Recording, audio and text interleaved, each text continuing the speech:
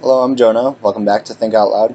I was just got in this zone where I was trying to think of an idea, wanted to think of something, well, even thought of this when I was thinking of it, of what kind of idea I would think of. I had futuristic, strategic, and creative, just because those are three things that often characterize ideas that I like to think of. And I thought of just had a thought about how I really I get thrilled by a new idea that I have. That's kind of one of the reasons why I made this YouTube channel, just to have a spot to share those ideas that when they just hit me, they just get me excited.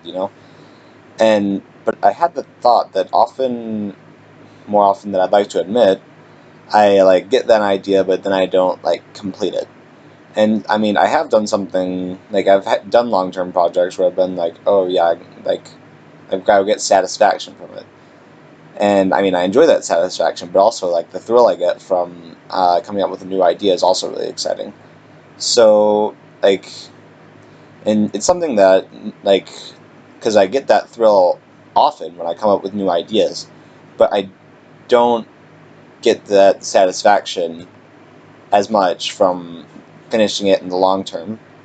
So what I want to just something that, and I mean, if you can relate, then this might help you as well.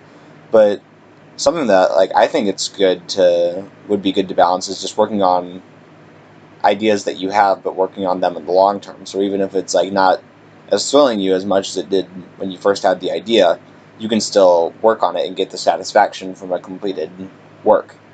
Because again, I think it's good to have a good balance of each. I think looking at long-term things, there's definitely a lot more long-term stuff, as is kind of implied by what I had just said, than there is short-term. So there's just kind of a perspective thing, just to keep the long-term in mind as well as the short-term.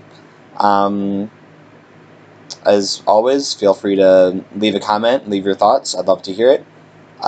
This has been another episode of Think Out Loud. I'm Jonah, and I'll see you next time.